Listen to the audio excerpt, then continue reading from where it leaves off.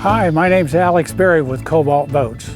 Today we're going to go through some of the key systems on the new Series R6, R8 outboard models of the new Cobalts. As you know, we're traditionally known for stern drives, but we are getting into the outboard market big time.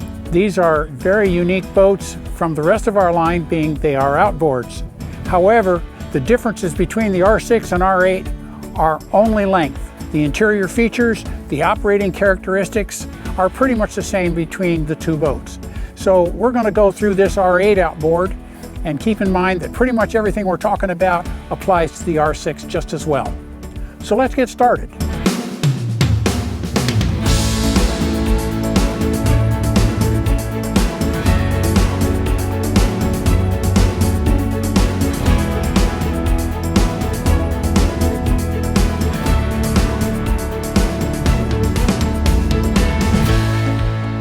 Let's start by identifying the different components on the deck of this new Cobalt. Starting at the very nose of the boat, of course, we have our red and green combination light for the bow light with the navigation lights. The white all-around light is either mounted on top of the bimini top, the arch, or it's a plug-in on the back deck. Under any of these circumstances, it is international lighting and they're legal everywhere. Right behind the bow light is our anchor locker. We're going to talk more about that in detail in a little bit. Working our way back, over on the other side of the bow compartment at the rear corner is the waist pump out fitting. That waist fitting does not have a lanyard on the cap. It can't have, because the marinas, when they hook up to pump out, they can't have anything in the way like a lanyard. That thing is made of stainless, it is not attached to the boat, and it'll beat any rock in the world to the bottom of the lake. Working our way back, the next fitting you'll see, or component, is the horn grill right here. It's an electric horn. No water can come into the boat through there, and it's tried and proven. Behind that is our spring cleat. All Cobalts have spring cleats. A spring cleat is on the side of the boat, both sides.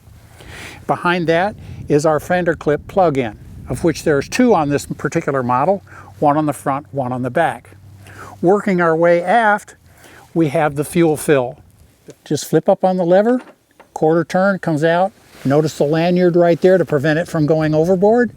Back in place, just reverse the procedure. Right below that is the fuel tank vent.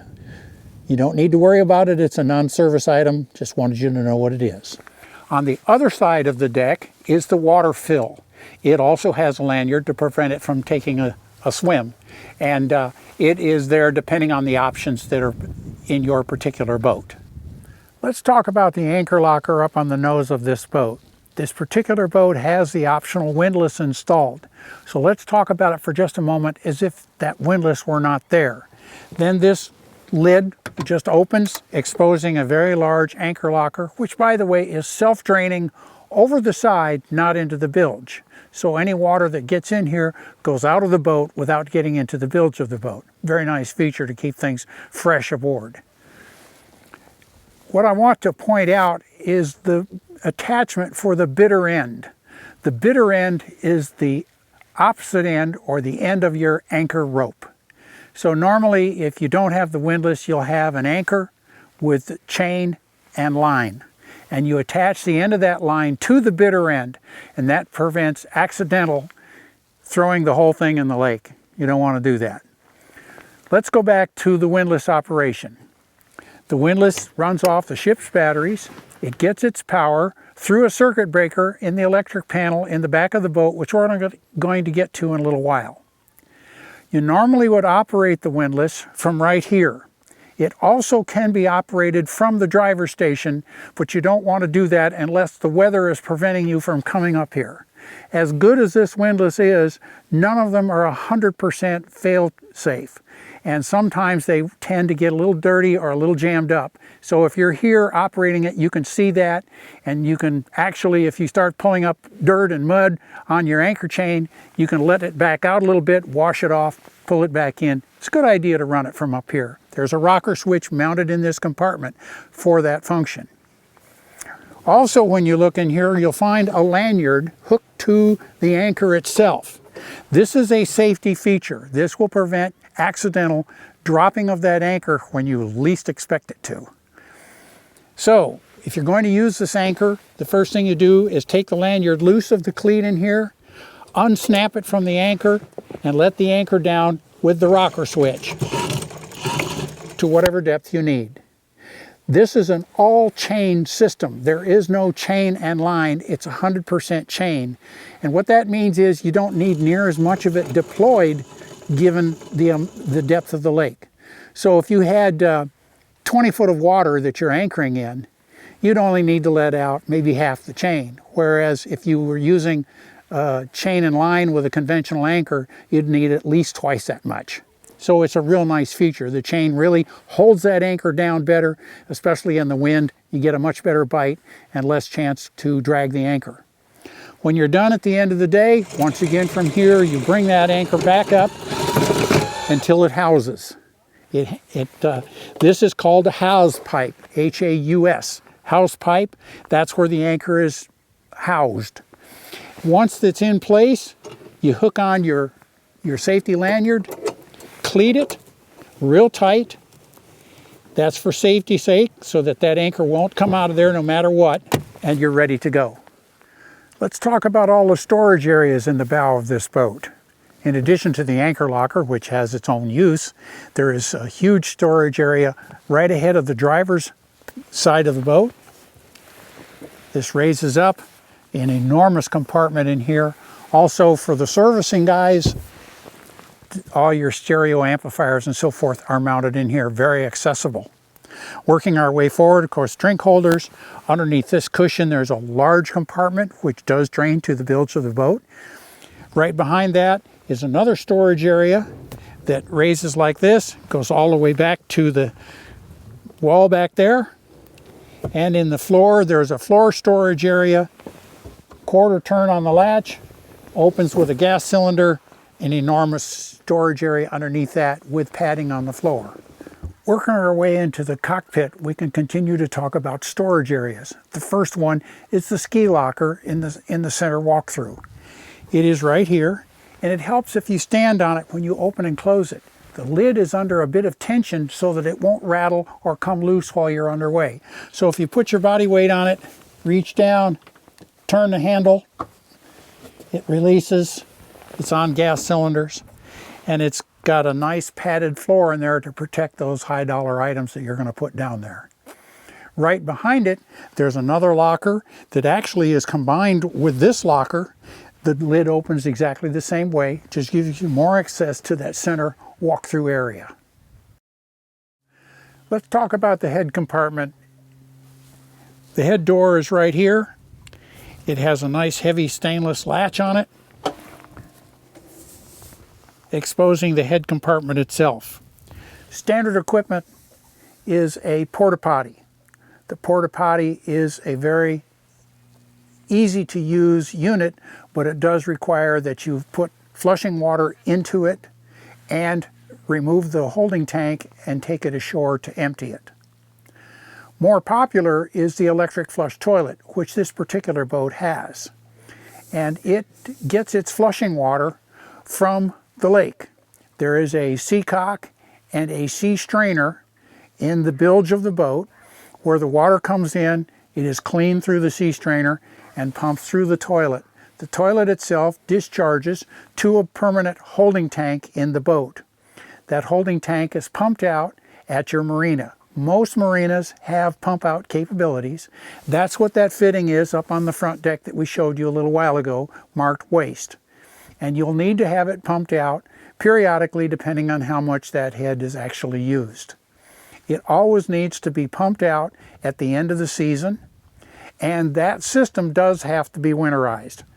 Outboards themselves don't need to be winterized, which is one of the beauties of an outboard motor. But the systems in the boat still need winterization, whether it's an outboard or a stern drive. Couple of differences between the R8 outboard and the R6 outboard. That has to do with the flushing system on the electric flush toilet.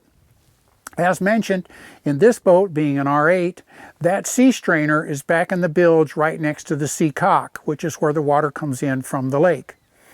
In the R6 version, there is a locker in the floor of the cockpit, and that's where that sea strainer is mounted. So the procedure is the same. It still needs to be winterized, and periodically it might need to be cleaned depending on the water that you're pulling out of the lake. Either way, it is a service item at the end of the season. The head compartment itself, or the toilet itself, is electric flush. There is a black button down on the side there that you simply push, and that operates the flushing mechanism. You'll hear a pump turn on, and the contents of the bowl will evacuate, and at the same time bring in fresh water, just like your toilet at home. I'd like to point out that on this particular R8 outboard, we do have the optional sink in the console in the head compartment. That sink has a pressurized spigot, which you operate by simply turning on the electric pump, which pressurizes the system from the water that you've put in through the water fill on the side of the boat. There is a 10-gallon tank in the boat which supplies that and any other freshwater needs the boat might have, such as the transom-mounted shower. On the back wall of this compartment, there is a switch panel to turn on the light and to turn on that freshwater pump. You can turn that pump on and leave it on, because as soon as it builds up pressure, it will shut itself off, and then you just open and close the spigot on the faucet to get your water whenever you need it. Continuing on with cockpit storage, down the starboard side, we have a huge compartment underneath this seat right here that opens up, and you either have an ice chest or a removable ice chest, which is really quite a nice feature. This particular one is still bagged up, but it is a insulated ice chest that will fit right down inside of the ice chest that's here. So you can use that to take things ashore, or you can just use the regular ice chest that's in the boat. That ice chest does drain to the bilge. Underneath the two back pads, the two sun deck pads, we have enormous storage compartments. There's a release right here that lifts up. They're on gas cylinders. They lift up, exposing huge amounts of storage, both sides. These two compartments, by the way, just lift out, exposing all the guts of the boat down below. Your engine batteries, the sea strainers for the water systems, the through hull sea cocks, anything that the boat comes with is all accessible right down there. The service guys are going to love this boat because it's so easy to get at everything. Over on the port side, we have a huge seat and a lot of storage underneath it. Huge amounts of storage. This compartment also contains the fire extinguisher, which is noted right here, and the electric panel. This is the master breakers for the boat. So we've got our battery switches, we have jumper ports, and we have the circuit breakers for all the different systems in the boat mounted on this panel. There's also a placard down there showing what each one is. One of the things I want to mention here is the circuit breaker for the windlass. We talked about it earlier. It's controllable from either up on the bow of the boat or at the driver's station. But the master breaker supplying that system with power is right here. It's a real good idea to have that shut off unless you're actually going to be using the windlass. If you have youngsters aboard or people that just like to start playing with switches, the last thing you want somebody to do is start playing with that windlass when you don't want them to. So if you have that shut off back here, those rocker switches to control that windlass either at the driver's station or up in the windlass compartment itself, they don't do anything. So it's a real good safety feature. Have it shut off, turn it on when you need it. When you're done, turn it back off. Tons of space. There's one more storage area up underneath this seat. On this particular boat with the stereo system that's in it, there's a giant subwoofer in there, so there's really not much room left. Cobalt uses an automated charging system for the batteries. With a single engine, there's 2 batteries, and with a twin engine R8 outboard, there would be 3. Regardless, the battery switches are right down here that you just saw a few moments ago. And you would normally have them in the on position. There is also a combine position and there is an off position. You would turn the batteries off when you're done using the boat at the end of the day. And that isolates everything from the batteries with the exception of the automatic bilge pump system. No matter what position the battery switches are in, the bilge pumps have power. So should the boat take on any water from rain or whatever, the bilge pumps will work and pump that water overboard. When you're running the boat, you're normally going to have the boat with the battery switch or switches in the on position. Should you run into a situation where your engine won't restart in the on position, you would turn your battery switches to the combine position. That in essence hooks all the batteries, 2 or 3 of them, all together as one big battery and your engine will restart. Once it does, put your switches back to the on position. The system automatically switches over and starts charging that battery that's low and brings it up to snuff. The beauty of this system is that, let's say you're out on the anchor and you've got the stereo playing and you got lights on and you're there all day long and not paying attention to batteries. Basically, the boat is running on one battery only. The other one, or the others, depending on the number of engines, are being held in reserve. So you can run that one battery, which is commonly known as the house battery, completely dead. Your engine starts, and then the system automatically selects whatever battery or batteries need to be charged, and it charges those. It's really a neat system. We've been using it for many years now. It is tried and proven, and it works, and it's very simple. Turn them off when you're not using them, turn them on when you are, and it does the rest. Well, we're at the dash, and this is the real fun part of the boat. Everything starts right in here. We've got the 2 Garmin screens, and one of the things I'd like you to know about those is when you first turn on your ignition, which automatically powers the Garmins, they don't indicate right away. However, you can still start your engine, run your shift and throttle, and run the boat. No problem. It's just these are computers and they have to boot up just like a computer does. Takes about 20 to 30 seconds and they come up. There is an accept screen that you can push to speed up the process a little bit, but even if you don't push that, they still boot completely up and start indicating. So they're a lot of fun.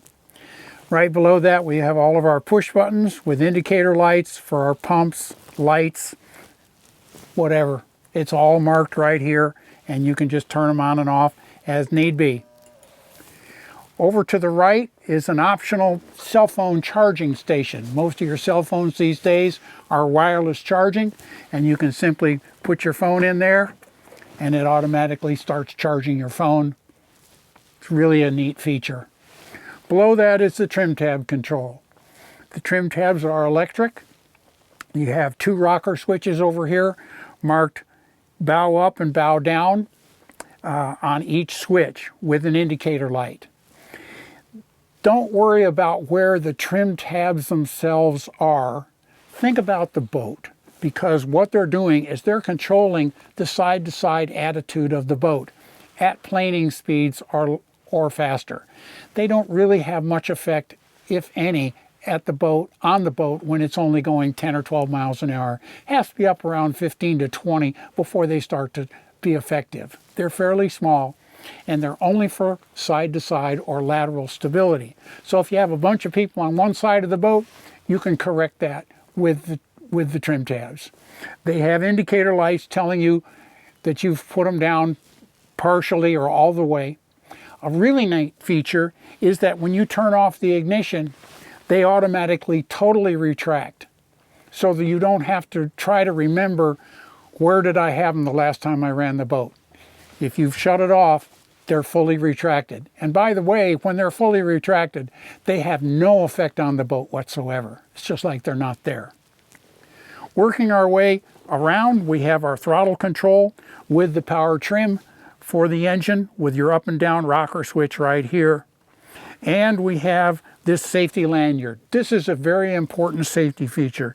This lanyard, it is suggested that you have it hooked to yourself as the driver, and that way if for some reason you get tossed away from the dash or for whatever reason, that will pull away and that engine will shut down completely right now. That's a little hard on the engine, especially if you were above an idle. So be very careful about restarting it. If the engine doesn't want to restart easily, contact your Cobalt dealer right away and get some advice from him. Normally, you can just flip that back on there just like I did, fire it right back up. But it's a great safety feature. Get in the habit of using that, especially if you're in the boat by yourself. It's a really good safety feature. Also on the dash, we have our stereo control. And in this boat, like most of them, there's also a stereo control in the back of the boat near the swim platform area so that the people back there, or if you're back there, whatever, you can run the stereo just as if you're right here. It's the same system, same control. To sum it all up, these outboards are a lot of fun. There are a lot of systems, but they're simple to operate. It's more fun to drive this boat than most boats that you'll find anywhere. And it's comfortable for everybody. Your family's going to love it. Don't forget that your Cobalt dealer is the expert. So when you have questions that we haven't answered for you today, don't hesitate to get a hold of your dealer. He's the expert. He knows the boats as well as we do, and he can help you out and improve your enjoyment in it.